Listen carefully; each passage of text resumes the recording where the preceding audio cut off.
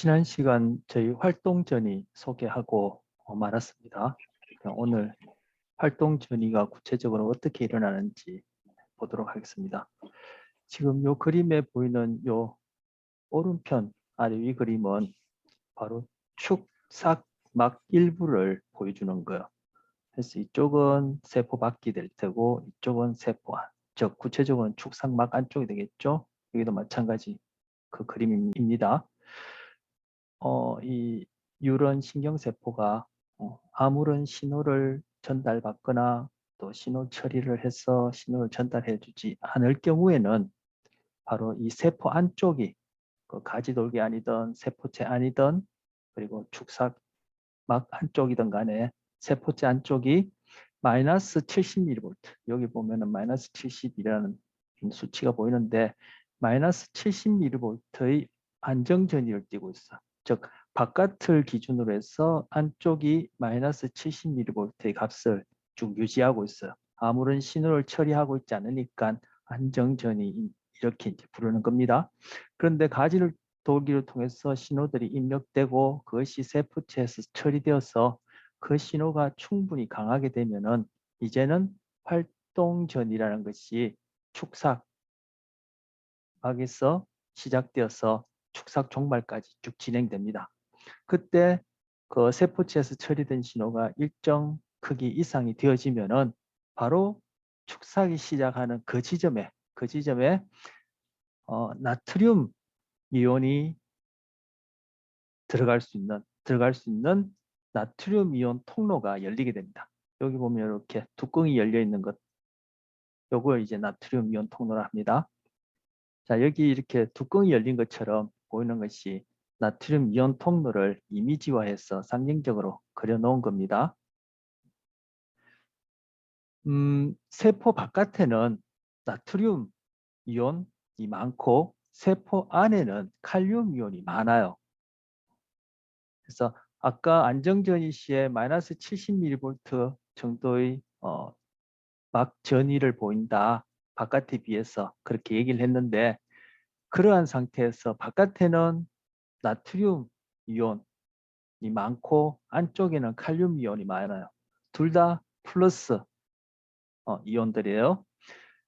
그래서 좀 전에 말씀드렸듯이 축삭이 시작되는 막에서 세포체 안에서 처리된 그러한 신호가 일정 크기 이상 강하게 되면은 그때 나트륨 이온 통로들이 열리면서 나트륨 이온들이 안으로 쏟아지게 됩니다.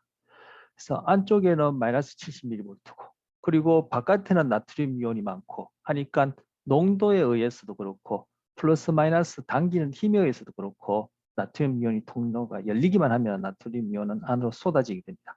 그렇게 되면은 마이너스 70mV라는 안정 전위 값에서 안쪽이 점점점 나트륨 이온들이 많아지니까 그 전위 값이 플러스 방향으로 쭉 이렇게 변하는 거, 시간이 지남에 따라 이 1000분의 1초 단위로 지금 보여주는 겁니다. 그래서 플러스 방향으로 쭉 안쪽 막 전위 값이 변해서는 이제 플러스 30까지 오히려 바깥에 비해서 안쪽이 플러스 30mV까지 변하게 됩니다.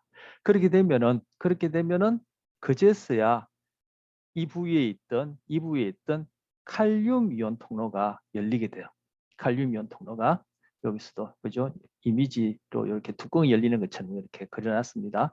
그래서 플러스 쪽으로 가니까 안쪽에는 또 칼륨이 많으니까 농도 차에 의해서 많이 있는 칼륨이 바깥으로 나가려고도 하지만 안쪽은 이제 이미 플러스 30mV니까 플러스 미는 힘에 의해서도 칼륨이 밖으로 나가게 됩니다. 그러면은 안쪽이 다시금 플러스 칼륨 이온이 밖으로 나가니까 다시금 마이너스 쪽으로 쭉 떨어져서는 나중에 안정전이까지 도달하게 되죠.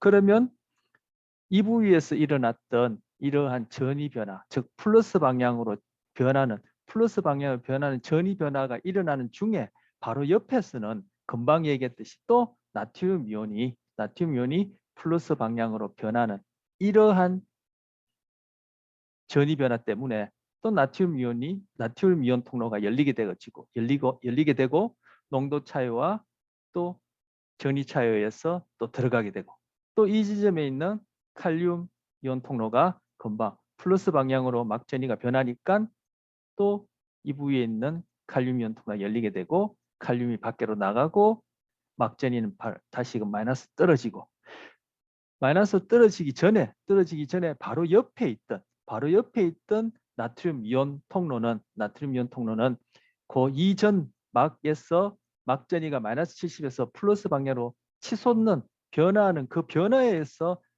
다시금 이웃한 축색막에 있는 나트륨 이온 통로가 열리게 되고 해서 이제까지 말씀드린 그런 것들이 계속 반복적으로 일어나서 축삭 종말까지 전달됩니다. 이걸 활동전이라 합니다.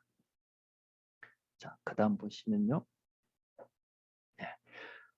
이제 우리 그 신경계를 구성하는 세포, 신경세포, 뉴런 살펴봤었는데 신경계를 구성하는 세포에는 또 악교세포라는 게 있어요. 여기서 글리아라고 하는데 이것이 글루라는 접착제라는 그 단어에서 따온 이름이에요. 신경세포, 뉴런 이외에도 세포들이 발견되었는데 보니까 이 녀석들이 도대체 무엇을 하는 세포일까? 아마도 이제까지 살펴본 그런 뉴런 신경세포들을 이렇게 물리적으로 지지해주는 그런 접착제 역할을 할 것이다 해서 이름을 악교세포라 붙였는데 알고 보니까 근년에 와서 보니까 이 녀석들이 벌써부터 이제 연구가 되었죠. 단순히 그런 물리적 지지 역할을 하는 악교세포가 아니라 이 신경세포들의 그러한 생존, 유지, 그리고 신호 전달을 또 조절하는 중요한 역할을 할 것이라는 것이 많이 밝혀져 있고 요 며칠 전에도 또 이 악교세포와 관련해서 코로나 바이러스로 인해서 그 뇌세포상의 그러한 손상에 대한 그 반응에도 이 악교세포들이 중요한 역할을 한다 뭐 이런 내용들이 또 소개됐습니다. 그래서 이 악교세포와 관련해서는 우리 지금 신경세포와 관련해서 마리집이라는 걸 살펴보려고 합니다. 우리 앞서 신경세포의 기본 구조 얘기하는 중에 축삭에 이렇게 돌돌돌돌돌돌 말고 있는 이런 부분이 있는데 이것을 마리집이라고 그래요. 말 그대로 김밥처럼 말렸다 해서 마리집이라 하는데 바로 이 마리집은 신경세포가 아닌 신경계를 구성하는 다른 세포, 바로 악교세포로 이루어져 있어. 그런데 이 마리집을 만드는 악교세포에는 두 종류가 있습니다. 핏돌기 교세포와 슈반세포. 이 이외에도 악교세포는 몇 종류가 되어 있습니다. 근데 마리집을 만드는 악교세포는 이 핏돌기 교세포와 슈반세포라는 게 있어. 핏돌기 교세포는 이 의미인즉슨 돌기가 그렇게 많지 않다. 결핍돼 있다는 이런 의미로 핍이란 말을 써서 핏돌기 교세포 또는 성긴 돌기 세포 뭐 이렇게도 부릅니다. 그래서 돌기가 많지 않다 이런 의미로 이름을 붙였고요. 슈반세포는 이걸 처음 발견한 사람 이름을 따서 그래서 대문자로 쓴 거예요. 슈반세포라고 부릅니다. 그래서 이 두 악교세포가 마리집을 만드는데 여기 보시면 이제 중추신경계, 말초신경계에 따라 이 마리집을 만드는 악교세포의 종류가 달라요. 우리 중추신경계, 말초신경계는 이번 이 3장 내용 중에 뒷부분에 이제 소개되겠습니다만 우리가 지금 보고 있는 뇌 같은 경우에는 이제 중추신경계에 해당해요. 중추신경계를 구성하는 뉴런의 축삭에 마리집을 만드는 녀석들은 핏돌기 교세포고 그리고 말초신경계의 신경세포 뉴런의 축삭에서 마리집을 만드는 녀석들은 슈반세포 이렇게 나뉩니다. 여기 보시면 핏돌기 교세포는 혼자서 돌기를 이렇게 뻗어서 상이한 뉴런의 축삭에다가 돌기를 마리집을 이렇게 2개 이상 이렇게 만드는 특성이 있고 그리고 슈반세포는 말초신경계 뉴런의 축삭에서 슈반세포 하나가 마리집 하나를 만드는 식으로 이런 특성들이 있습니다. 그리고 마리집이 없는 이런 부분 즉 축삭막이 드러나 있는 부분은 랑비의 결절이라 하는데 이것도 랑비에라는 것은 이제 이것을 처음 소개한 사람의 이름을 따서 붙인 거예요. 그래서 랑비의 결절이라는데 좀 전에 봤던 그런 활동 전이가 축삭에 마리집이 없는 경우에는 이 세포체에서 축삭이 시작하는 이 지점부터 아까 얘기한 그 활동 전이가 계속 반복적으로 재생 새로운 활동 전이가 계속 이렇게 생성되어서 이 축삭 종말까지 여기서는 축삭 종말 생략됐습니다만 축삭 종말까지 그렇게 활동 전이가 전파가 되는 거예요. 그런데 이렇게 마리집이 있게 되면은 마리집이 있는 부분에서는 활동 전이가 생성되지 않고 아까 말씀드린 그러한 재생 과정들이 반복되지 않고 마리집이 없는 즉 낭비의 결절에서만 활동 전이가 이렇게 생성되어져서 축삭 종말까지 전파되어진 그런 특성을 보여. 바로 이런 식으로 활동 전이가 마리집이 있는 경우에 낭비의 결절에서만 활동 전이가 일어난다. 이것이 활동 전이가 여기 있고 여기 있고 여기 있고 여기 있고 여기 있고 여기 있고 여기서 이렇게 생성되는 것이 꼭 껑충껑충 뛰는 것처럼 그렇게 보여진다 해서 비유적으로 도약 전도를 합니다. 그래서 뉴런에서 악교세포가 만든 마리집에 의해서 활동 전이가 전파되어지는 것을 이름을 붙이기를 도약전도 이렇게 붙입니다. 그런데 동일한 신경세포를 하더라도 축삭에 마리집이 있는 경우에는 이 활동 전이가 축삭 종말까지 세포체와 축삭이 시작하는 그 지점부터 축삭 종말까지 전파되어진 속도가 이 경우에가 즉 도약전도 마리집이 있는 경우가 없는 경우보다 한 100배 더 빨리 전달되어지는 그런 전파되어지는 그런 특성이 있어.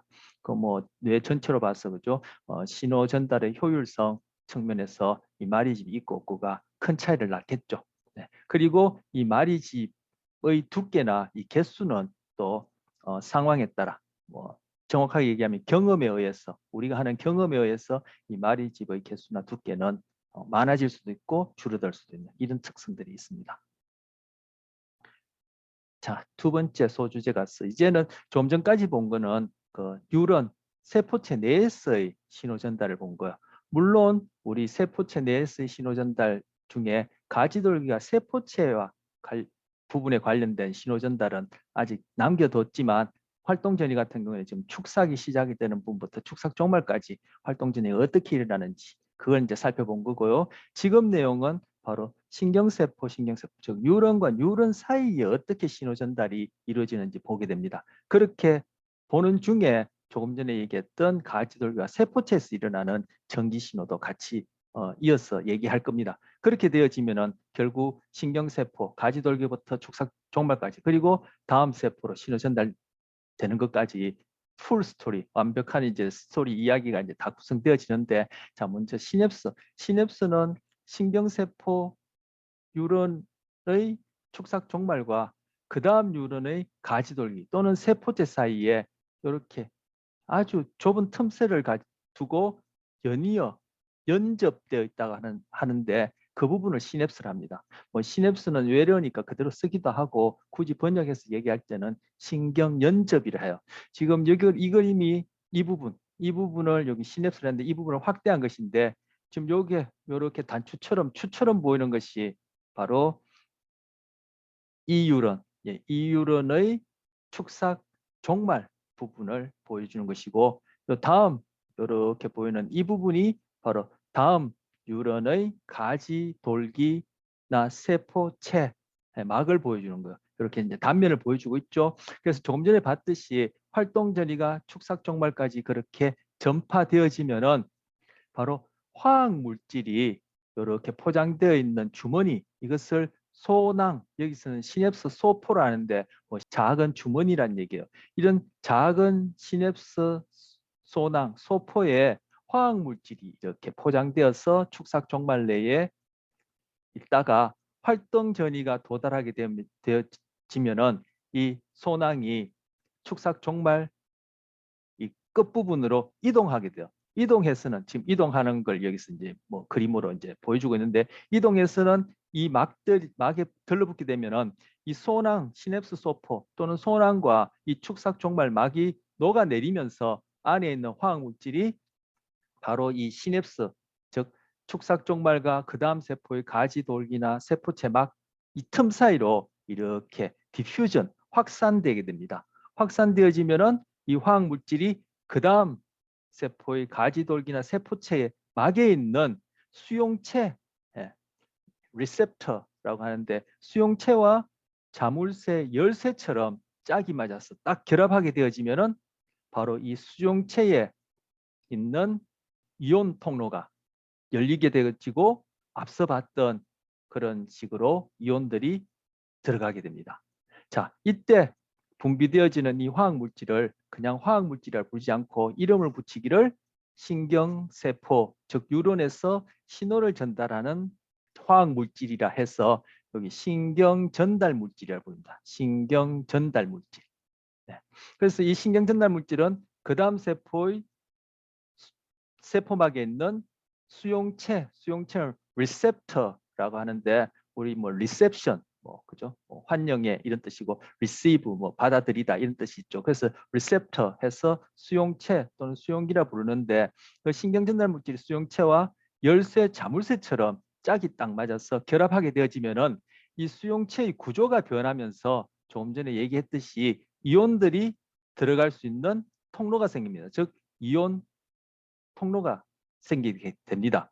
그래서 아까도 얘기했듯이 세포 밖에는 나트륨 이온이 많이 있고 세포 안에는 칼륨 이온이 많이 있다고 했는데 여기서처럼 신경전달물질 수용체 결합해서 이온 통로가 열려서 그 이온 통로를 통해서 바깥에 많이 있는 나트륨 이온들이 안으로 들어가게 되면은 바로 가지돌기나 세포체 안쪽이 안정전이 마이너스 70mV에서 점점 플러스로 변하게 됩니다. 그런데 이 시냅스가 뉴런 한 개당 그죠? 뭐 여러 뉴런으로부터 신호를 받게 되는 이 시냅스가 그 뉴런 받아들이는 뉴런 한 개당 적게는 1000개, 많게는 10,000개가 있다고 하는데 그런 많은 시냅스를 통해서 조금 전에 말씀드린 그러한 과정을 통해서 나트륨 이온들이 안으로 들어가게 되면은 결국 그 세포체 안의 전위값이 마이너스 70mV에서 플러스 쪽으로 쭉 변하게 되어지는데 그것이 일정 값 이상 플러스 쪽으로 변하게 되어지면은 아까 봤던 활동저리가 바로 축삭이 시작하는 이 부위에서 그렇게 시작되게 되어지는 거예요. 네. 그래서 바로 여기 가지돌기와 세포체에서 일어나는 전이 변화를 바로 등급전이라 하는 거예요. 이렇게 되어지면은 이제 가지돌기부터 축삭종말 그리고 다음 세포 즉 시냅스를 통해서 신호 전달되어지는 전체 스토리가 다 연결되는 겁니다. 자, 가지돌기 세포체에서 등급전이가 일어났어. 그 등급전이가 충분히 크다. 즉 마이너스 70이라는 안정전위부터 플러스 쪽으로 충분히 많이 변하면 바로 축삭이 시작되는 부위부터 아까 얘기한 대로 활동전이가 시작되죠.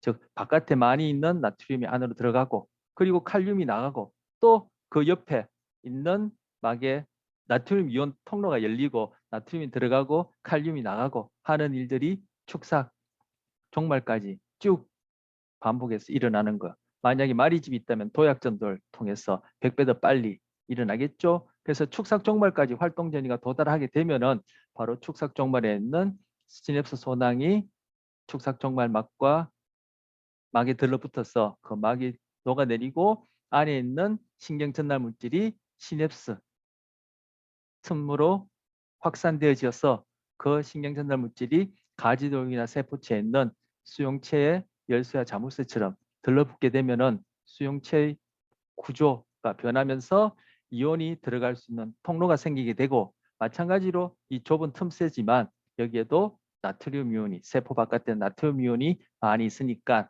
나트륨 이온이 그 이온 통로를 통해서 들어가게 되면은 가지돌기 세포체 막에 있는 수용기에 장착되어 있는 이온 통로를 통해서 들어가게 되면은 그것이 바로 등급 전이를 일으키게 되고 그렇게 많은 시냅스 부위에서 일어난 그러한 전이 변화가 마이너스 70mV는 안정전이에서 충분히 플러스 쪽으로 변하게 되면은 조금 전에 얘기했던 대로 축삭이 시작되는 부분에서 다시 활동전이가 재생돼서 축삭종말까지 전파되죠. 이런 일들이 그렇죠? 뇌 안에서 일어나는 겁니다. 그래서 뭐 대충 얘기하면은 예전에는 뭐 유런이 8,000개를 1,000억 개라 했는데 요즘은 860개, 860억 개라고 또 그렇게 얘기를 하지만 뭐 대충 1,000억 개라 하면은 1,000억 개 유런들이 그죠? 유런 하나당 1,000개의 시냅스를 통해서 이러한 전기신호, 화학신호, 전기신호, 화학신호, 전기신호, 화학신호가 끊임없이 죽기 전까지는 일어나는 거죠. 그래서 현재 뭐 자고 있을 때는 물론이고 현재도 우리가 지금 이렇게 제가 얘기를 하고 이런 것들 뭐 전달하고 여러분이 이걸 이해하고 나름 정리하고 하는 것들이 다 결국 뇌 안에서는 전기신호 화학신호, 전기신호 화학신호의 그런 복잡한 그러한 활동 패턴으로 결국 귀결된다 이렇게 얘기할 수 있는 겁니다. 자, 그 다음 슬라이드 보시면 자, 시냅스 전달과 관련해서 이제 조금 전에 봤었는데 신경 전달 물질이 이제 시냅스에서의 신호를 전달하는 이제 매개물이 되는 것이죠. 그래서 여기 시냅스에서 이제 화학적 신호 전달이 일어난다. 화학적 신호 형태로 이렇게 신호가 전달된다 이렇게 얘기할 수 있는데 신경 전달 물질에도 종류가 많아요. 많은데 우리 이 시간에는 코카인이 아니 죄송합니다. 도파민이라는 도파민이라고 아마 많이 들어봤을 거예요. 도파민이라는 신경 전달 물질에 대해서 소개하고 도파민을 신경 전달 물질로 사용하는 신효사 관련해서 좀 다음 얘기를 또 하려고 합니다. 먼저 신경계에 작용해서 우리의 경험이나 행동에 영향을 주는 대부분의 약물들은 결국은 우리가 조금 전에 봤던 이 시냅스를 통한 신호 전달 과정에 영향을 줘서 그 효과를 내는 거예요. 그런데 그러한 약물들 중에 좀 전에 살펴봤던 이런 시냅스 전달을 촉진하게 되면은 효능제라 부르고 그런 시냅스 전달을 방해하게 되면은 길항제라 불러요. 자, 이 경우 좀 전에 도파민이라는 신경 전달 물질 들어봤는 사람도 뭐 많이 계시리라 생각하는데 도파민이라는 신경 전달 물질을 예를 가지고 얘기해 봅시다. 도파민이 이제 그 시냅스 틈에서 분비되어진 신경 전달 물질인데 도파민을 만드는 원재료는 도파예요. 근데 도파라는 것을 만드는 또 원재료는 티로신이라는 아미노산이에요. 결국 이거는 우리가 먹는 음식으로부터 이렇게 제공이 되는 거예요. 근데 이 티로신이 신경세포 내에서 이 부분은 지금 축삭 종말을 보여주는 겁니다. 축삭 종말 이 부분은 이제 가지돌기나 세포체 부위가 될 텐데 여기서 지금 가지돌기 예를 들고 있어요. 이 톱니처럼 튀어나온 부분은 이제 수용체를 좀 상징하고요. 그래서 티로신이 효소에서 도파로 바뀌고 도파가 또 효소에서 도파민으로 바뀌면 이 도파민이 아까 얘기한 시냅스 소낭, 소포에 이렇게 포장되어 있다가 활동 전이가 여기까지 도달하게 되면은 이 소낭이 축삭종말막에 들러붙어서 막이 녹아내리고 이 소낭 안에 있는 도파민이 이 시냅스 틈으로 이렇게 디퓨전 확산된다고 했어요. 그걸 지금 여기서 분비라고 얘기를 하는 거야. 분비되어서 이것이 그 다음 가지돌기 세포막에 있는 수용체와 자물쇠 열쇠처럼 딱 결합하게 되면은 아까 얘기한 대로 이 수용체의 구조가 변하면서 이온이 들어갈 수 있는 통로가 생기고 등급전이가 일어난다고 했어요. 그런데 그렇게 분비된 도파민이 뭐 도파민뿐만 아니라 다른 신경 전달 물질도 마찬가지입니다만 수용체에 계속 들러붙어 있느냐 그렇지 않아요. 열쇠 자물쇠처럼 그렇게 작용했다가 또 떨어져서는 어떻게 다시금 이 축삭종말로 재흡수가 되는 거예요. 여기 재흡수라고 표시해놨죠. 그래서 재흡수되어지는데 이 재흡수를 차단하는 약물이 바로 여기서 이제 교재에서 그렇고 여기서 소개하고 있는 코카인이에요. 코카인 얘기 많이 들어봤죠.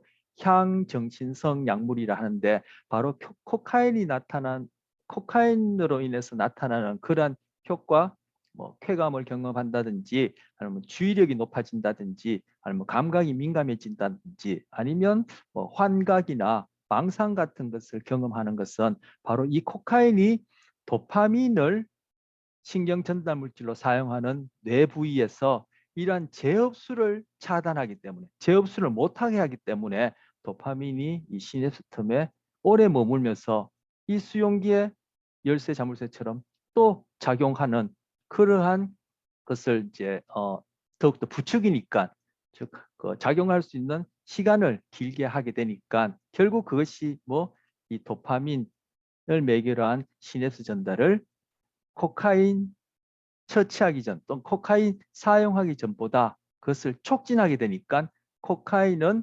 도파민을 신경전달 물질로 사용하는 뇌 부위에서 효능제 역할을 함으로써 조금 전에 말씀드린 그런 코카인이 가져다주는 효과를 경험하게 되는 거예요.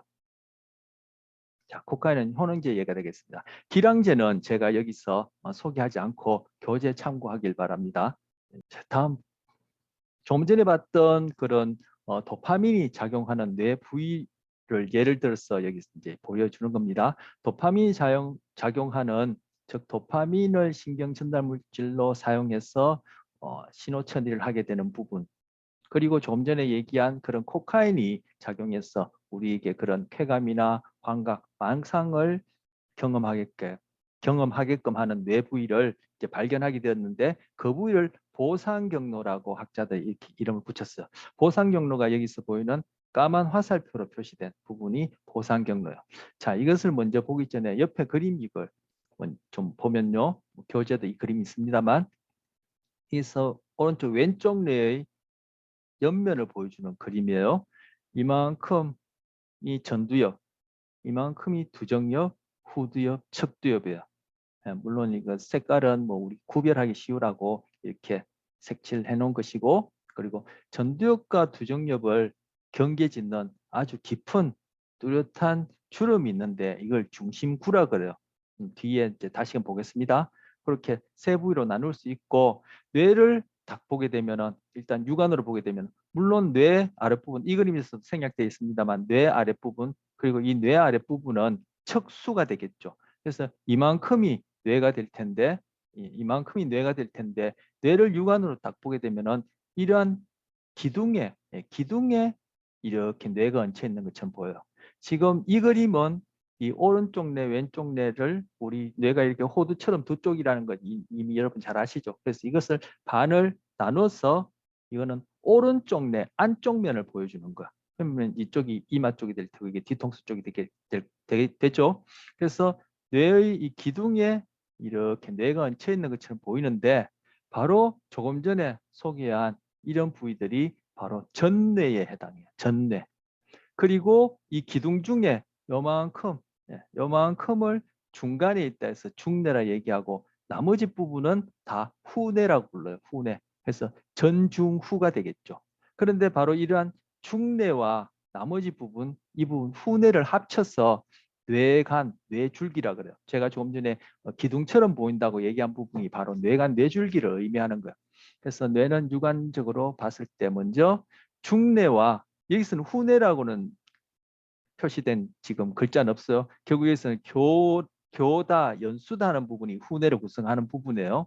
예, 연수 부분이 후뇌를 구성하는 부분인데 이만큼 후뇌와 상대적으로 작은 이 중뇌 이걸 합쳐서 뇌간, 뇌줄기, 뇌의 뭐 기둥에 해당한다. 뭐 이렇게 얘기할 수 있고요. 그래서 기둥, 뇌간이 있고 그리고 나머지 이 부분이 이렇게 얹혀 있는 전뇌로 구성되어진 다고 볼 수 있어요. 육안적으로 언뜻 봤을 때 이 전내 부위는 좀 전에 얘기한 대로 이렇게 전두엽, 두정엽, 후두엽, 척두엽으로 나눌 수 있죠. 이건 앞전자, 머리 두자, 앞에 있는 머리, 두정은 정수리 부위, 후두는 뒤통수란 뜻이고 척두란 것은 옆쪽 머리 부위란 뜻이죠.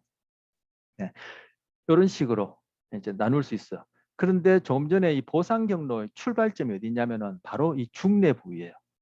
중뇌 부위에서 보상 경로가 출발하는데 여기서는 뭐 화살표를 이렇게 검게 표현해 놨지만 중뇌 부위에 보상 경로가 출발하는 그 부위에 바로 도파민을 신경 전달 물질로 만드는 그러한 뉴런의 세포체들이 많이 모여 있는 부분이 있어요. 중뇌의 어떤 특정 부위에. 그런데 그 녀석들이 축삭을 쭉쭉 뻗어내서는 어디 전뇌의 기대맥이란 곳에 축삭을 뻗어내요. 그리고 거기서 도파민을 뽕뽕뽕뽕뽕 분비하게 되면은 그 도파민에 의해서 신호 전달받게 되어지는 바로 가지돌기 세포체들이 많이 모여 있는 그 다음 뉴런 부위가 바로 기댐핵이에요. 그래서 기댐핵 얘기하는 것도 바로 신경 뉴런의 세포체 가지돌기가 많이 모여 있는 부분을 얘기를 해요. 그리고 여기서 이 녀석들이 다시금 또 축삭들을 쭉쭉쭉쭉 뻗어내는데 바로 전두엽 그 중에서도 더 이마 쪽, 즉 전전두 피질 부위에 가서 축삭을 뻗어내고 그 끝부분에 가서 또 도파민을 분비하게 돼요.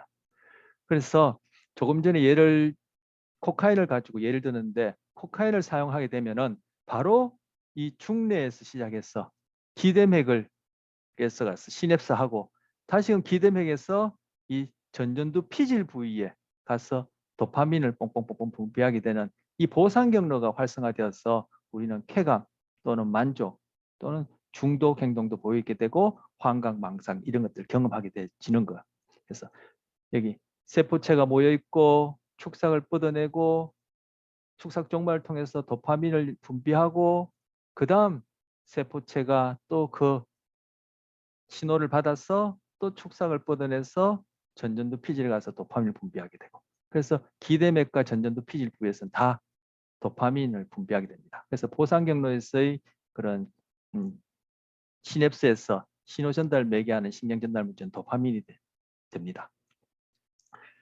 자, 여기서 전전두 피질할 때 피질이란 말은 바로 이 대뇌 껍데기 부분을 피질이라 얘기합니다. 겉질 또는 피질이라 얘기하는데 바로 이 대뇌 피질 부위들은 유런의 세포체들로 이루어져 있고 이 껍질 부위를 이렇게 긁어내면은 즉 뇌 안쪽에는 축삭들이 아래 위로 좌우로 막 달리고 있어. 그래서 지금 중뇌에서 시작해서 전전두 피질까지 기대맥에서 도파민을 신경전달물질을 한번 시냅스하는 이것을 보상 경로라 하고 이 부위가 코카인이 되었던 또 다른 여러 경험들에 의해서 활성화되어질 때 활성화되어진다는 우리가 봤던 바로 활동 전이가 일어나고 신경 전달 물질을 통해서 시냅스 신호 전달이 일어나는 것을 활성화된다라고 얘기를 하는데 보상 경로가 활성화될 때 우리는 쾌감, 만족감 이런 것들을 경험하고 바로 이 부위의 그런 강박적인 지속적인 활성화 상태를 유지하려는 것이 우리의 중독 행동이다 이렇게 볼 수 있는 거야. 이와 관련해서 동영상 하나 보고 또 뭐 동영상 관련해서 제가 또 소개할 거 있으면 하고 또 다음 내용 하도록 그렇게 하겠습니다. 네, 조금 전에 본 동영상에서 신경 전달 물질이 분비되어 가지고 그 다음 세포의 가지돌기 또는 세포체에 있는 그런 통로를 통해서 그 신경 전달 물질이 속속 들어가는 것처럼 그렇게 영상을 만들었는데 그건 실제하고는 다릅니다. 그 착각할 것 같은데 신경 전달 물질이 분비되면은 그 다음 세포의 세포막에 있는 수용체와 열쇠, 자물쇠처럼 딱 결합을 하고 그러면은 그 수용체의 구조가 변하면서 이온들이 들어갈 수 있는 통로가 생겼어요. 이온이 들어가는 것이지 신경전달 물질이 그렇게 들어가는 건 아닙니다. 신경전달 물질 수용체에 들러붙고 다시 떨어져서 이제 재흡수된다고 그렇게 얘기를 했고요. 또 하나 동영상과 관련해서 얘기하고 싶은 게 그 한국 여자분의 경우도 그랬고 지금 비버리 힐즈의 그 아주머니라는 그분도 경우도 그렇지만 세상 사람들이 얘기하는 그런 가치를 쫓으려니까 결국 경쟁을 낳고 그것이 결국은 불안감을 낳기 때문에 그렇게 중독이 되었다라고 그렇게 얘기를 하고 실제 스트레스나 불안감이 많은 사람 또는 스트레스나 불안에 취약하고 민감한 사람들은 중독 경향성이 높습니다. 네, 그거 동영상 관련해서 제가 지적하고요. 세 번째 소주제 가소성과 관련된 것인데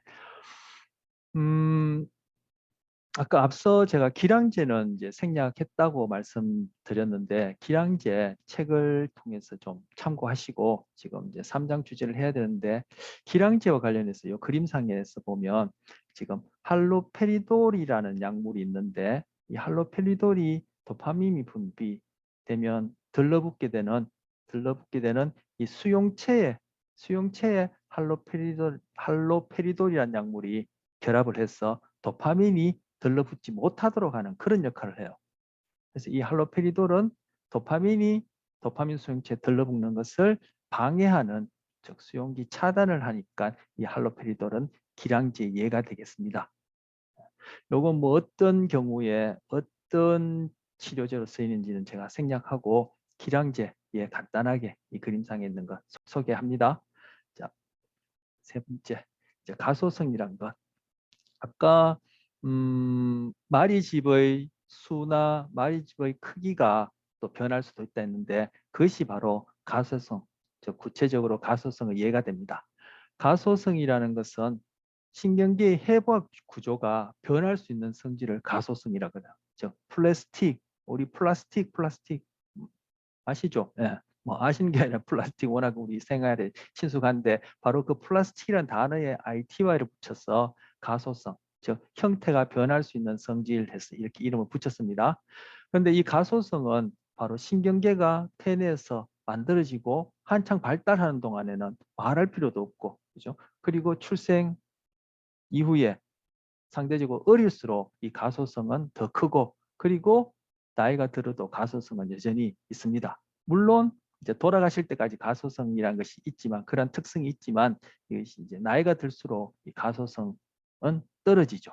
그래서 해박적 구조가 변할 수 있는 그런 성질은 나이가 들수록 이제 감소하게 됩니다. 어쨌든 가소성은 신경계가 만들어질 때부터 해서 돌아가실 때까지 끊임없이 일어나는 해박적 구조가 변하는 성질을 얘기합니다.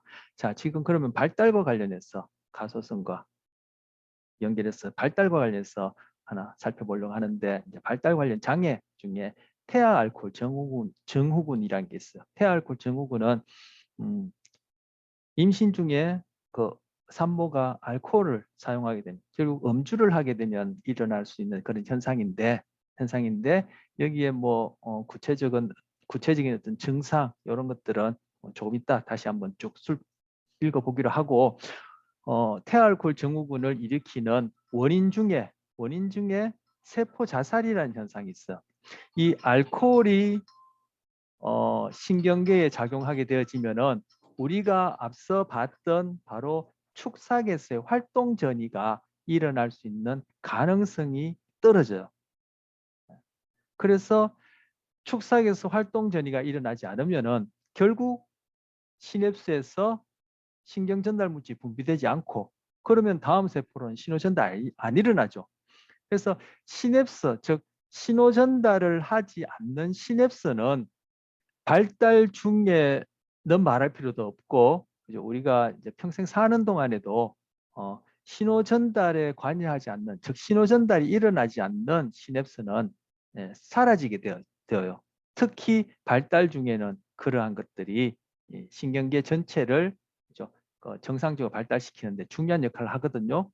그런데 신경계가 발달하는 중에 알코올에 노출되게 되면은 축삭에서 활동 전이가 일어날 가능성이 줄어들기 때문에 바로 시냅스에서 신호 전달이 일어나지 않았어. 결국 그 시냅스는 사라지게 되면, 즉 시냅스가 사라지게 되면은 그 시냅스를 이루고 있던 세포들은 스스로 죽어버리는 세포 자살이라는 현상이 일어나요. 이 세포 자살이 이제 비정상적으로 일어나는 거죠. 그렇게 되면 당연히 뇌가 정상적인 구조, 그리고 구조들 간에 그런 조직화가 일어나야 될 텐데, 그런 일이 정상적으로 안 일어나니까 뇌의 비정상적인 발달로 일어나는 현상이 바로 태아알코올 증후군이라 해서, 여기서 낮은 경계 수준, 그리고 과잉 활동성, 지적 장애, 운동 장애, 심장 결함, 비정상적인 안면 등의 특징을 보이고, 이 사람들이 성인이 되었을 때는 알코올 중독이나 약물 중독, 그리고 또 우울증, 기타 정신질환을 앓을 가능성이 높다고 합니다. 자, 이것이 가소성이 높은 그런 발달 중에 알코올에 의해서 비정상적인 세포 자살로 일어나는 뇌의 그런 비정상적인 뇌발달로 인한 증후군, 태아알코올 증후군입니다. 우리 인간 성인의 경우에 새로운 뉴런이 생겨나는 부위가 예전에는 없다라고 그렇게 알려져 있었어요. 그런데 벌써 좀 한참 전부터 우리 인간의 경우에도 새로운 뉴런이 생겨나는 부위가 두 군데 있는데, 하나가 이 후각과 관련해서 후각 수용기, 수용체, 감각 수용기, 감각 수용체. 아까 신경 전달 물질 얘기하면서 수용체, 수용기 이렇게 라는 용어를 소개했었는데, 뭐 단어는 리셉터 동일하지만 제가 지금 조금 전에 감각 수용체 할 때는 바로 이제 후각 감각 기관과 관련된 전문화된 신경세포를 의미하는 거예요. 어쨌든 그 부위, 그리고 지금 소개하는 해마라는 부위에서 새로운 뉴런이 생겨난다라고 발견됐어. 자, 해마가 어디 있느냐? 해마는 말 그대로 바다에 사는 말이라는 이름으로 그렇게 붙여진 건데, 그 생긴 모양이 바다에 사는 말처럼 생겼다 해서 이름을 그렇게 붙인 거예요. 해마는 아까 본 이 척두엽 안쪽에 있어. 그래서 여기 점선을 이렇게 표현한 부분이에요. 이렇게 검게 했던 이 부분은 이후에 할 내용과 관련된 그 부위고, 이 부위가 아닌 이 점선으로 표현한 이 부위인데, 지금 이 검게 해놓은 이 편도체란 부위도 그렇고 지금 해마란 부위도 다 척두엽 피질에서는 보이지 않아요. 속에 있는 부분인데 지금 이 방향으로 이렇게 잘랐을 때, 자, 이 방향으로 이렇게 잘랐을 때, 이 방향으로 이렇게 잘랐을 때 보여주는 모습이에요. 이 부분이 측두엽이 될 테죠. 이 방향으로 잘라서 이렇게 보여주는 거예요. 이 방향으로 잘라서 이렇게 봤을 때 바로 이 부분이 해마 부분이에요. 그리고 이건 뇌를 위에서 보여준 모습이에요. 그래서 이게 앞쪽이고 이게 뒤쪽이고. 그래서 지금 여기서는 왼쪽 뇌의 이 윗부분, 즉 전두엽, 두정엽 부분을 다 걷어내면은 해마가 이쯤 이렇게 위치한다고 지금 보여주는 거야.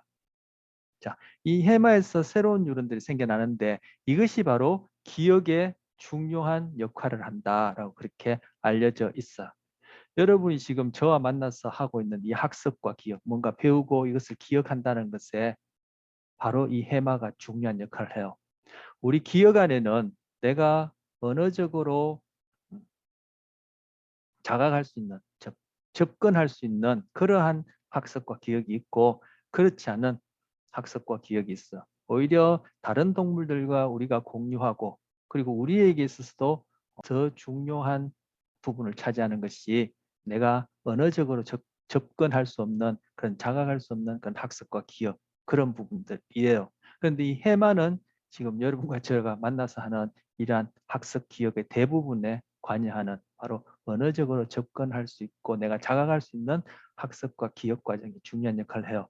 그래서 흔히 기억상실증 하면은 바로 이 해마가 손상되었을 때 일어나는 현상을 기억상실증이라 그래요. 그래서 좀 전에 얘기했듯이 우리가 언어적으로 접근할 수 없는 부지불식간에 일어나는 학습과 기억에는 기억상실증이라는 말이 붙지 않아요. 자, 그런데 이 해마 부위의 새로운 뉴런이 생겨나는 것도 바로 가소성과 관련된 것이죠. 예. 신경계의 해부학적 구조가 살아가는 동안에 바로 경험에 의해서 변하는 것과 관련해서 구체적으로 미시적으로 지금 해마의 새로운 뉴런이 생겨나고 그 새로운 뉴런이 생겨나면은 기존에 있는 해마 세포들과 시냅스 연결을 맺겠죠. 신호를 주고받게 되니까 그러면은 그것이 결국은 전체적으로 해부학적 구조를 변화시키게 되고 우리 앞서 마리집이 숫자가 많아진다든지 그 굵기가 변한다든지 숫자가 또 줄어들 수도 있겠죠. 이런 것들도 다 미시적으로 신경 가소성에 관한 예가 되는 거. 그래서 여기서 영국 런던 택시 운전기사들 대상으로 해마에서의 그런 가소성으로 인한 구조적 변화를 살펴본 연구가 있어요. 요즘은 어떤지 모르겠지만 그 영국 런던 택시 운전기사는 운전면허를 따기가 그렇게 힘들었대요. 여기서 보는 것처럼 4년간 교육을 받는데 운전면허를 따서 실제 이제 운전기사를 하는 분들과 그렇지 않는 일반인들 또 운전면허 4년간의 교육 과정 속에서 결국은 합격한 사람과 불합격한 사람들의 뇌를 비교해 본 거예요. 저 같은 사람 저는 운전기사를 해본 적이 없으니까 저 같은 사람 그리고 이렇게 실제 시험에서 합격한 사람 그리고 실제 운전을 하고 있는 운전기사들 그리고 운전면허에서 낙방한 사람들 간에 이 해마를 비교해 보니까 해마의 크기가 다르더라는 거. 그리고 이 해마와 관련된 그러한 그런 기능들도 차이가 나타나더라는 거. 이것이 바로 신경계의 가소성 때문에 운전이라는 그죠? 그러한 경험에 의해서 바로 해부학적 구조가 변한 것이고 그 해부학적 구조의 구체적인 그런 그 변화는 바로 새로운 뉴런이 생겨나고 이런 새로운 뉴런들이 기존에 있는 뉴런들과 시냅스를 맺음으로써 일어난 것이다. 이렇게 생각해 볼 수 있죠. 자, 가소성 예입니다. 물론 해마뿐만 아니라 신경계 전반의 가소성에 의해서 우리가 어떤 경험을 하느냐에 따라 크기에 상응하는 변화가 일어나겠지만 해마를 한 예로 말씀드렸고요. 또 가소성과 관련해서 다음 예를 보면은 다음 예는 대뇌 피질에서 일어나는 변화예요. 지금 여기 보이는 이 뇌, 이쪽이 전두엽, 이마 쪽, 이겠지 후두엽. 두정엽은 여기가 되겠죠. 그래서 위에서 보여주는 그림이에요. 이게 이마, 뒤통수, 이게 정수리 있죠. 그래서 이만큼이 전두엽, 두정엽, 후두엽 하나 이 정도 후두엽이 되겠죠. 근데 아까 어떤 얘기했듯이 전두엽과 후두엽을 나누는 랜드마크, 즉 깊은 주름이 있다고 했어요. 바로 이 주름, 요 주름. 이 주름이 바로 중심구라 부르는 부위로서 전두엽과 두정엽을 나누는 그런 표지 역할을 하는 부위예요. 공교롭게도. 그런데 이 중심구 앞쪽에, 즉 전두엽에 해당하는 이 부위에 이렇게 옅은 파란색으로 표현한 이 피질 부위, 이 피질 부위가 바로 1차 운동 피지라 부르고, 그리고 이 중심구 바로 뒤쪽에 이렇게 이 중심구가 나란히 이렇게 보여지는, 여기서 이제 이쪽 편에다가 제가 색칠되어져 있는 그림을 여기 옮겨놨는데 짙게 보이는 이 파란 부분이 1차 채광학 피지요. 자, 여기 중심구 두정엽 쪽에 있는 이 부위 1차 채광학 피지, 중심구 앞쪽에 있는 이 부위, 전두엽 쪽에 있는 이 부위 1차 운동 피지. 여기도 마찬가지로 이쪽은 1차 운동 피지, 1차 채광학 피지. 양쪽에 대칭적으로 이렇게 있어요. 자, 1차 운동 피질은 뇌에서 처리된 모든 정보가 결국은 우리 몸에 있는 그러한 근육들을 움직이기 위해서 그러한 근육 수축과 관련된 신호가 괴뇌 피질상에서 빠져나가는, 출력되는 그런 부위이고요. 1차 운동 피질은. 그리고 1차 채광학 피질은 우리 몸의 감각이 이 대뇌 피질상에 제일 먼저 도달하는 부위예요. 그래서 1차 채광학 피질, 1차 운동 피질은 기능상의 그 피질 부위에 붙인 이름이고, 이 중심 전회, 중심 후에는 해부학적으로 이 중심구를 중심으로 중심구 앞에 따라서 중심 전회, 이 회란 말은 이 불룩 튀어나온, 주름이 없이 불룩 튀어나온 이랑을 얘기하는 거예요. 한자말로 회라 하는데 중심 전회, 이거는 전두에 해당할 테고, 이 1차 채광 피질에 상응하는 중심 후회, 중심 후에는 이제 두정엽 쪽에 해당하겠죠.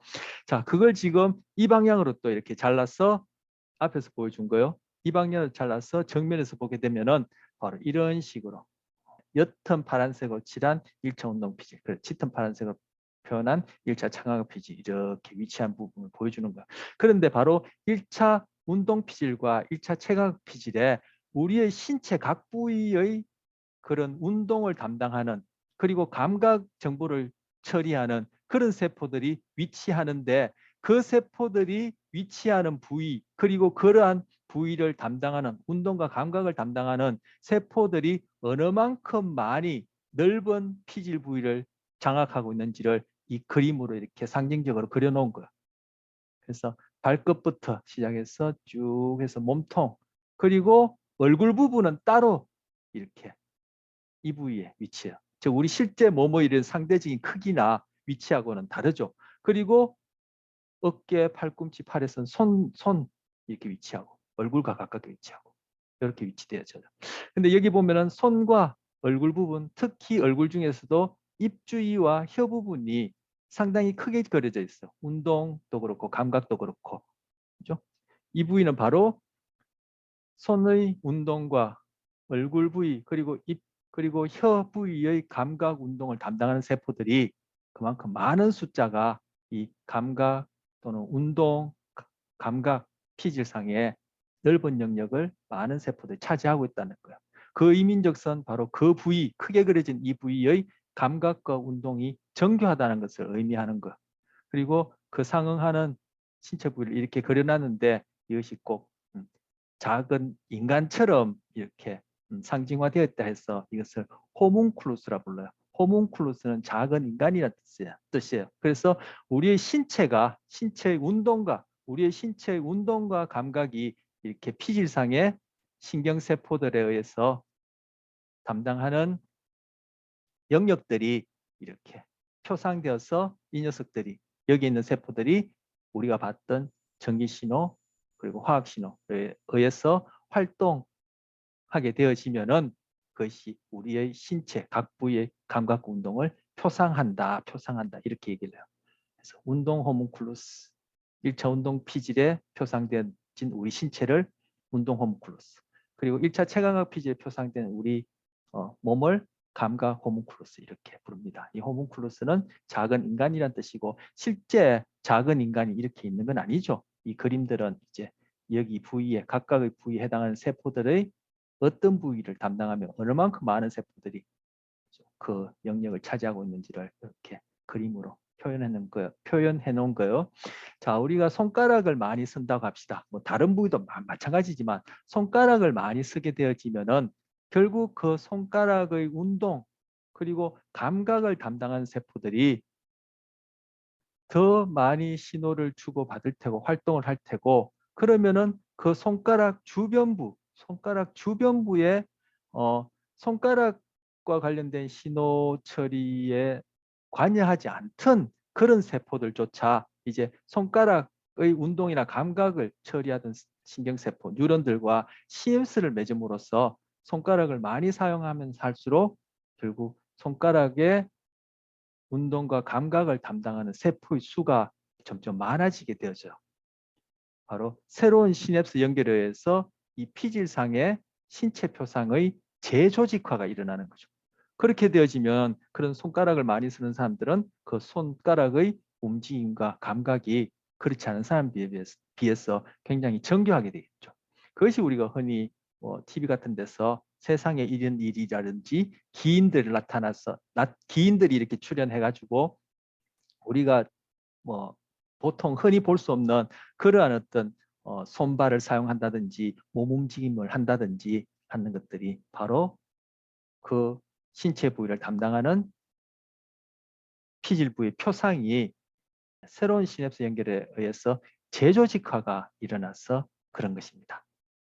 그런데 조금 전에 이렇게 이제 손을 많이 사용해서 그러한 피질상의 재조직화가 일어난다. 그래서 손의 움직임, 뭐 손뿐만 아니라 어떤 부위가 되었던 그 감각과 운동이 이제 정교해진다 했는데, 자, 또 다른 경우 신경가소성과 관련해서 신체 일부분을 잃어버리게 되면, 이 경우에 이제 뭐 대표적으로는 다리나 팔, 손을 잃어버리게 되면은 바로 그 손과 다리, 자, 이 그림에 가서 보도록 하죠.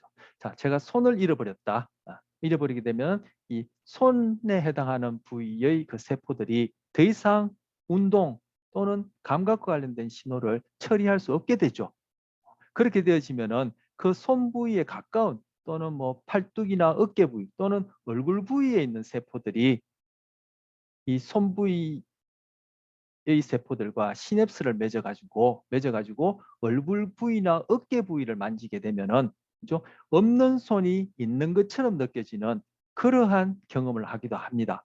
바로 있던 손이 없어짐으로 해서 손 부위를 담당하던 세포들이 더 이상 신호 처리를 하지 않게 되니까 손 가까이에 있는 신체 부위로부터 들어온 신호가 손 부위에 있는 세포들과 시냅스를 맺음으로써, 즉 가소성 신경계, 구체적으로 이제 뇌의 해부학적 구조가 변할 수 있는 그런 가소성에 의해서 새로운 시냅스를 맺게 됨으로써 재조직화가 일어나 가지고 없는 손이 있는 것처럼 느껴지는 그러한 환상 감각을 경험하고, 손이나 팔이나 다리가 그렇다라면은 환상지라고 이제 일컫는 것이죠. 그래서 환상 감각, 그 안에 이제 뭐 팔다리, 없는 팔다리가 있는 것처럼 여겨지면은 환상지, 그리고 없는 팔다리가 가렵거나 이러한 경험을 하기도 하고요. 없는 팔다리가 뭐 움직이는 것 같은 이러한 경험도 하게 됩니다. 그래서 환상 감각이라 하고,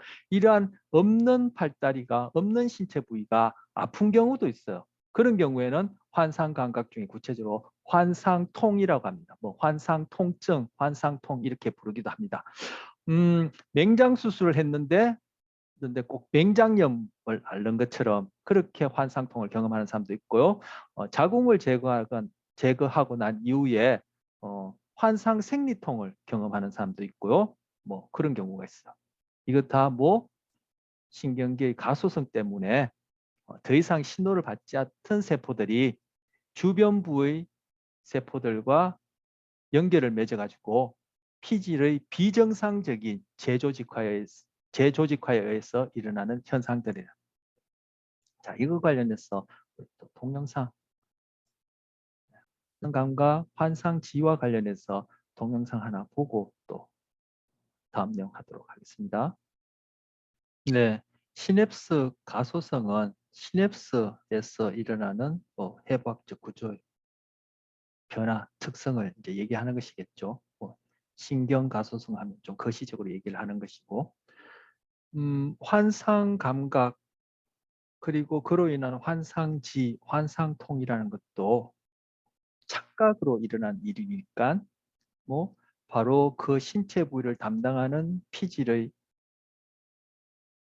가소성 때문에 일어난 비정상적인 재조직화가 원인이니까 결국 그러한 환상 감각으로 인한 환상지, 더더군다나 환상통도 착각으로 그걸 제거하겠다라는 것이 좀 전에 본 동영상에서 거울을 이용한 그러한 방법이에요. 그래서 없는 손이 있는 것처럼 보이니까 없는 손도 지금 있는 손과 마찬가지로 그 상자 안에 같이 집어넣고 두 손을 이렇게 싱크로나이즈 때 동일한 움직임을 하는 거예요. 물론 한쪽 손은 없죠. 근데 있는 것처럼 여기는 환상지도 같이 움직이는 거예요. 결국 뇌에서 이제 일어나는 일이 될 텐데. 그러고는 있는 손의 움직임을 반사하는 거울을 쳐다보면은 그 거울에 반사된 그 손이 꼭 없는 손처럼 여겨지면서 이 움직임이 같이 일어난다고 내가 경험하니까 시각을 통해서 그러한 것을 착각을 일으키는 거야. 그러한 경험을 뭐 여러 차례 하루에 여러 차례 하고 그것을 또 한 며칠에 거쳐서 하게 되면은 바로 이러한 환상 감각으로 인한 환상지, 더더군다나 이제 문제가 되지는 환상통이 사라지게 돼요. 즉, 그 환상통이 사라진다는 것은 바로 우리가 앞서 봤던 1차 체감각 피질에서의 그런 잘못된 재조직화가 다시금 없는 이 신체 부위에 맞게끔 재조직화가 일어남으로써 그런 잘못 배선된, 제가 은유적으로 얘기하자면은 잘못 배선된 그런 연결이 사라진다는 거죠. 그래서 착각을 착각으로 치료한다, 이렇게 이제 얘기할 수 있는 거죠. 그렇다면은 여러분이나 저나 지금 제가 갖고 있는 이 몸뚱이, 내가 움직이고 있는 이 몸이, 그죠? 내가 나라고 표현하지 말고 이 뇌와 이 몸과 이 환경이 뭔가 코디네이션이 되어서 잘 돌아가니까, 그죠? 이 내 몸이 내 것이다라고 생각하지, 만약에 이것이 좀 전에 본 그런 환상 감각의 경우처럼 뇌에는 그러한 표상이 남아 있는데, 그죠? 내 몸이 그에 맞게끔 뭔가 작동되지 않아서 끊임없는 그러한 신호를 주고받는 일이 일어나지 않는다면은 이 내 몸은 내 몸처럼 여겨질 수가 없는 거예요. 그렇다면은 이 착각이란 말을 빌어서 현재 내가 나다라고 여기지는 이 몸, 그리고 우리 소위 정신적으로 나, 흔히 하는 말로 자아라 얘기하는 것도 뇌에서 일어나는 하나의 착각이다, 이렇게 얘기할 수 있는 거예요. 그리고 우리가 이미 봤듯이 뇌에서는 뭐 전기신호, 화학신호 그 이상 그 이하도 없다는 거죠. 우리가 경험하는 그런 것들이 실제 하느냐, 존재란 무엇이냐 해서 우리 첫째 시간에 살펴본 바로 그런 정신과 물질 간의 관계 관련된 그러한 질문을 다시금 또 해볼 수 있는 그러한 내용들이에요. 자, 여기서는 신체 부위를 잃어버린 그런 특별한 경우, 뭐 예외적인 경우라 볼 수 있을까요? 흔한 경우는 아닌데 바로 여러분이나 저도 당장에 이러한 환상 아닌 환상, 즉 착각을 이용해서 이 유사한 본질적으로 다르지 않는 경험을 할 수 있어요. 조금 전에 거울을 이용해서 그렇게 치료하는 경우도 한 번만으로는 되지 않아요. 근데 거울을 이용해서 하는 중에 환상감과 환상지, 환상통을 사라지는 경험을 해요. 근데 한 번만 해서는 되지 않고 여러 번, 그리고 며칠 거쳐서 하게 되어지면은 그것이 이제 반영구적으로 재조직화가 일어날 텐데, 여러분이나 저도 이와 유사한 그러한 이제 착각을 경험할 수 있는데, 이 경우에는 기능적 가소성이 일어난다, 이렇게 얘기를 해요.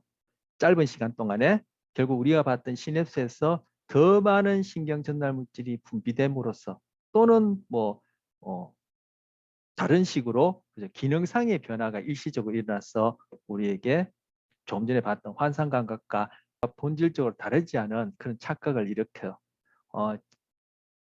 앞서 조금 전까지 봤던 그러한 것들은 다 구조적 가소성이 일어난 경우다 이렇게 볼 수 있어요. 기능적 가소성이 반복되어지면 그 구조적 변화까지 일으킨다 이렇게 얘기를 하는데, 자 그러면 여러분이나 저 쉽게 뭐 해볼 수도 있는 그러한 환상 감각과 본질적으로 다르지 않은 그런 우리 신경계, 구체적으로 여기서는 이제 1차 체감각 피질상의 기능적 가소성으로 인해서 일시적인 그러한 그런 착각, 환각을 경험할 수 있는 그런 실험을 동영상 통해서 한번 또 보겠습니다.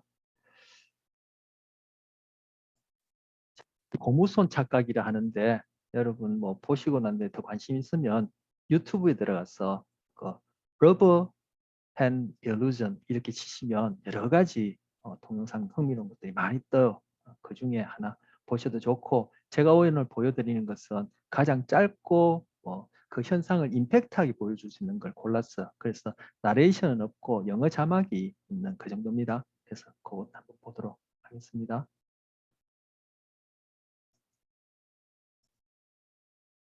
네, 좀 전에 본 그 경우에 이 그 흰 장갑을 낀 자기 손은 이 칸막이 이쪽에 놓고, 즉 칸막이를 해서 자기가 보지 못하는 자기 손을 놓고 그 자기 장갑 낀 손과 같은 모양의 가짜 손을 두고는 앞에 있는 사람이 그 가짜, 여기서 이제 고무손이라는데 고무손과 실제 손의 같은 부위를, 앞에 앉은 사람이 같은 부위를 동시에 이렇게 터치를 하는 거.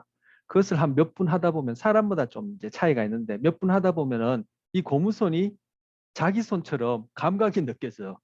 물론 그 고무 장갑을 낀 피험자, 그죠? 그 사람은 뭘 보고 있느냐면은 이 칸막이 너머로 자기 손을 보면 안 돼요. 실제 자기 손을 보는 것이 아니라 그 가짜 손을 쳐다보는 거예요.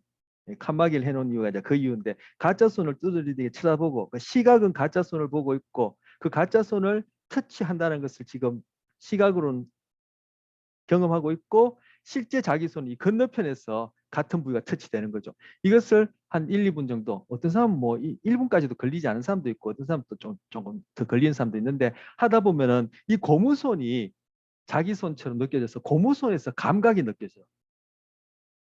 예. 바로 체감각, 1차 체감각, 우리가 봤던 1차 체감각 피질상의 이 고무손과 관련된 그런 시각 경험이 뭔가 그 연결이 일어나면서, 그죠? 기능적 가소성에 의해서 내 몸의 일부로 받아들여진다라는 거. 뭐 이거 이외에도 뭐 제가 앉아 있는, 여러분이 앉아 있는 책상도 내 몸의 일부처럼 그렇게 경험하게끔 하는 착각도 있고, 여러분 코가 정말 피노키의 코처럼 이렇게 쭉 길어지는 이런 착각도 할 수도 있어. 뭐 그것 하나하나 지금 설명드리려면 또 우리 비대면으로 하기 때문에 이게 설명이 더욱더 복잡할 것 같고, 그건 나중에 혹시 기회가 되어지면 얘기를 하기로 하고, 그런 착각이 일어납니다. 일시적인 기능적 가소성에 의해서 우리 이런 피질상의 그 제조직화가 일시적으로 일어나는 것이죠. 그래서 그 동영상의 마지막 부분에 손가락을 고무손을 꺾어버리니까 자기 손이 꺾인 것처럼 깜짝 놀랐어. 그렇게 손을, 자기 실제 손을 빼게 됐죠.